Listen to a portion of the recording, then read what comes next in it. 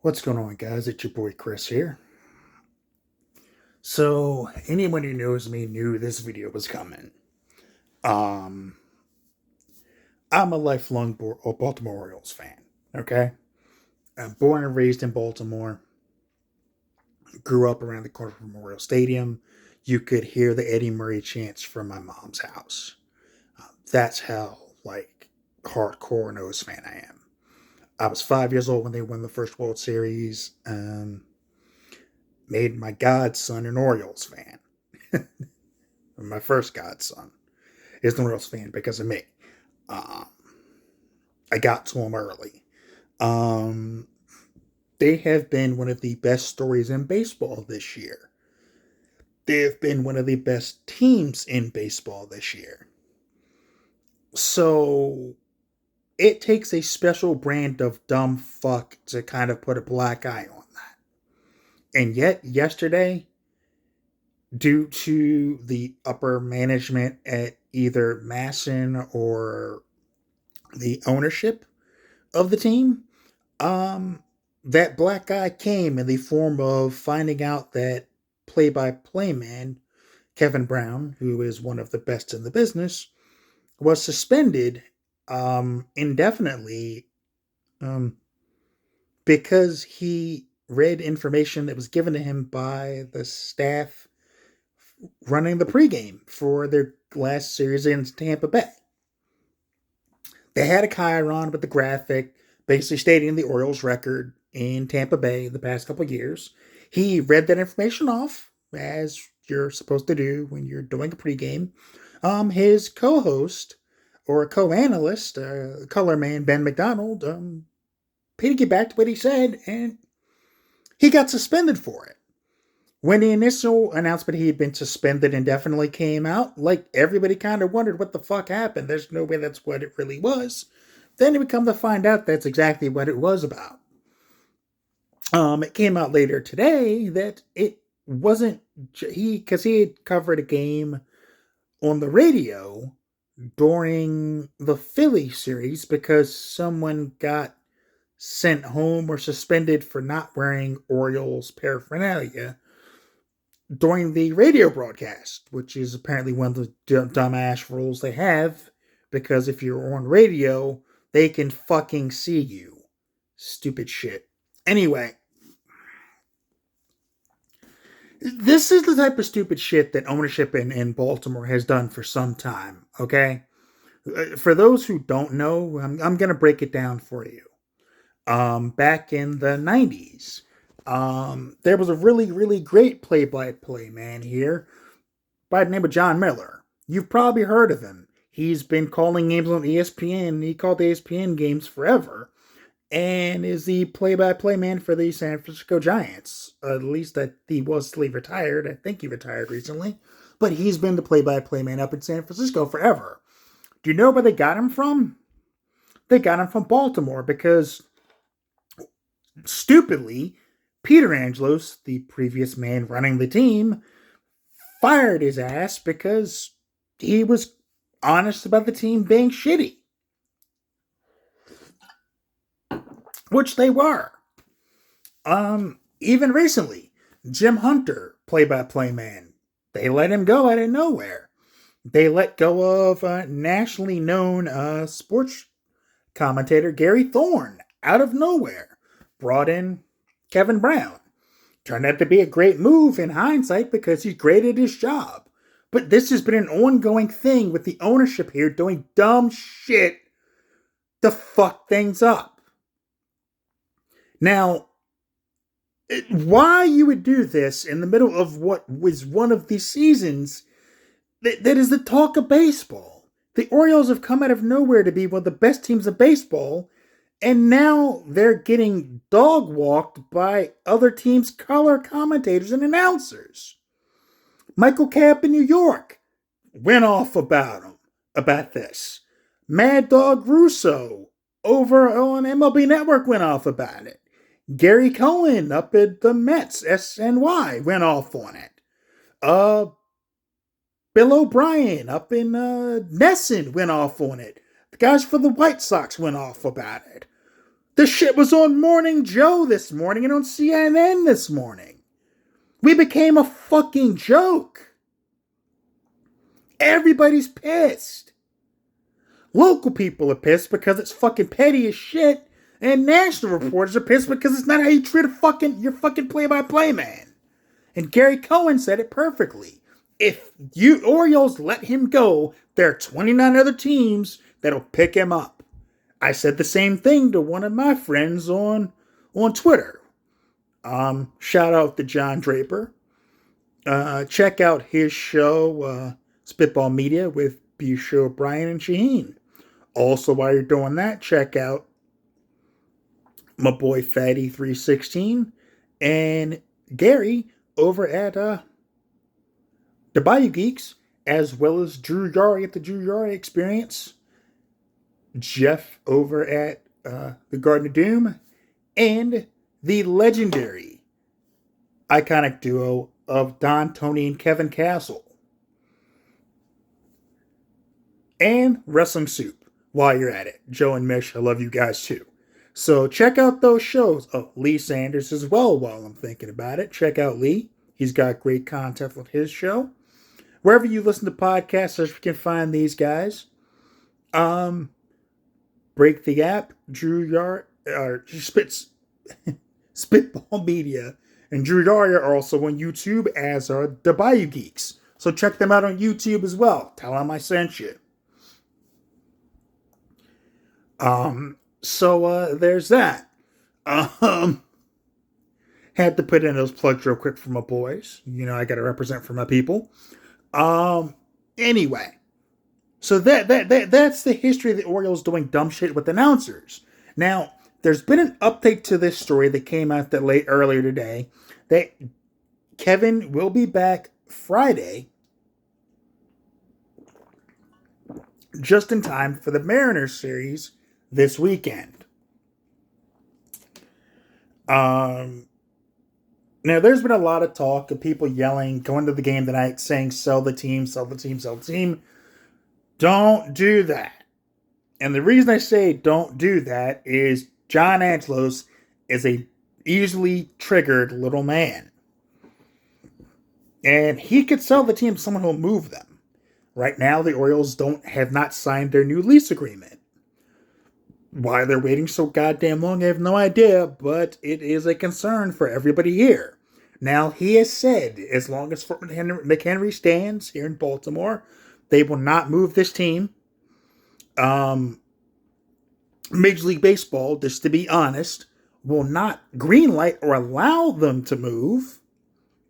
Rob Manfred has openly said, yeah, the Orioles ain't leaving Baltimore. We're not allowing them to relocate. It ain't fucking happening.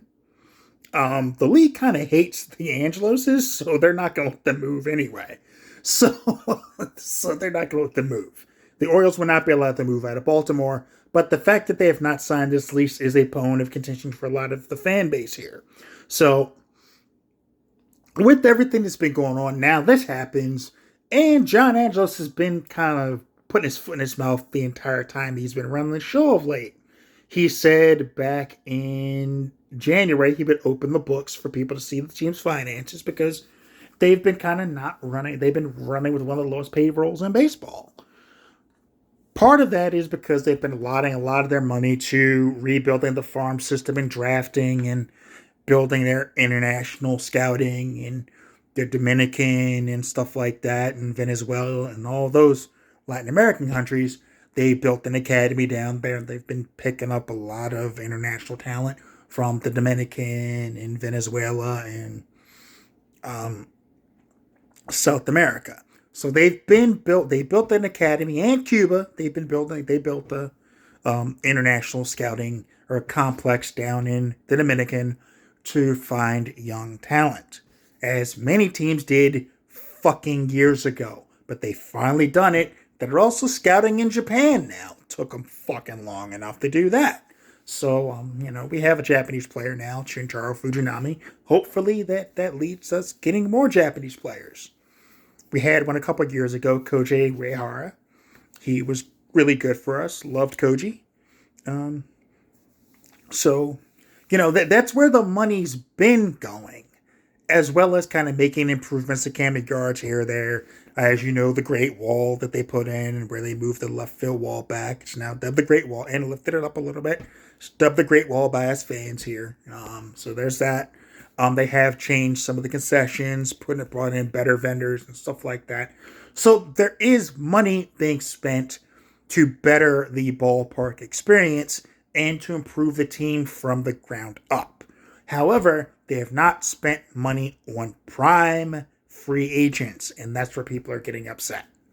So they would open the books. He didn't open the books. When it was brought up around MLK Day, he went off on the reporter who asked about it, saying, "Don't bring this up. It's disrespectful to bring it up on MLK Day, because Martin Luther King wouldn't want to talk about that, which is one of the dumbest fucking things I've ever heard in my fucking life. That's fucking stupid. Just tell him you're not going to do it right now. Or just don't say you're going to open up the books so people can see the team's finances. It's none of our fucking business, really. You're the owner. It's your business. Do what you want. But just say, I'm not opening the fucking books. Fuck you, motherfuckers. But don't say you're going to do it, then don't do it. You know, that's bullshit. So, the best thing he's done is stay the fuck out of the way and let Mike Elias and Sig Mejo run the fucking team. Literally, he's let them run the team, do like the draft and all that stuff, and sign who they think they should sign and stuff. Bringing in solid veteran talent who has been able to help contribute to a winning culture and leadership for a young team, and it's paid off. And look where we're at. One of the best teams in second best team in baseball, best team in the American League, 70 wins. If the playoffs started today, the Orioles would be the number 1 seed. The entire AL playoff run would come through Baltimore, and that's not going to be a good place for people to play because the team is really good at home. They're also really good on the road, hence the record. So it doesn't matter. They're just a good, scrappy, fun to watch fucking team. And it's a shame that on their day off yesterday, all this fucking bullshit about the play-by-play guy came out because it's a black guy on what has been a great fucking year. So, he's coming back Friday. Good. Hopefully they mend the fences so he doesn't fucking walk, because Kevin Brown is one of the best play-by-play men in the game. That being said, John Angelos, dude, stop being a pussy. Stop being fucking thin-skinned. Man up. Own the fact the team's been bad. They're not anymore. It's something to be celebrating that they're so fucking good, you moron. Don't suspend the fucking play-by-play guy for pointing out the bad times, because it accentuates the good times we're having right now. Dumbass. You petty dipshit. Anyway, god damn. Like, it's almost like we can't have anything good in this fucking town if you're a baseball fan. Something bad's gotta happen. Like, it's fucking ridiculous. Like, it doesn't make sense. Like, someone explain to me why that even had to be a thing. Why he was suspended. Because it doesn't make sense. Now, somebody was reporting that it wasn't John Angelos' call entirely. That someone else made that call, and he just went along with it. But again, like, the buck stops with you. You're the owner. So you still own the decision as the owner of the team to have a guy suspended for dumb shit. So I don't know. I still love the team. I still love seeing what they're doing this year, but it made us a national punchline for a couple days. And it didn't need to fucking happen. And as a lifelong fan, it pisses me off. Because we were the butt of jokes for years up until this year. Like, we were getting joked on non-stop for being as bad as we were. It was embarrassing being an Orioles fan a couple years ago. And now look at us. And we're set up for sustained success. Because we drafted properly, we developed talent properly, and all that stuff is paying off. And to go back to being laughed at and dunked on by other people's play-by-play teams, it's fucking embarrassing. And it pisses me off as a lifelong fan. And I know a lot of other people out here in Birdland are just as fucking angry about it. Because it's so fucking stupid. It's just fucking stupid. There's no reason for this to have even been a thing. And stupid that it happened. Anyway, that's all I've got for this video. I'm going to call it on this one. I got other things I want to focus on, i.e. the game tonight. I want to get to the positive part of my day. Anyway, I just had to get this off my chest. I said it was coming, and there it is. Those are my thoughts on it. It's fucking stupid that he was suspended in the first place. Glad I'll be back Friday. Everybody should be yelling, cheering his name on Friday, make him feel the love. I'm sure he's seen it on X or Twitter or whatever the fuck you want to call it, and every other social media platform, because it's been nothing but love for the guy.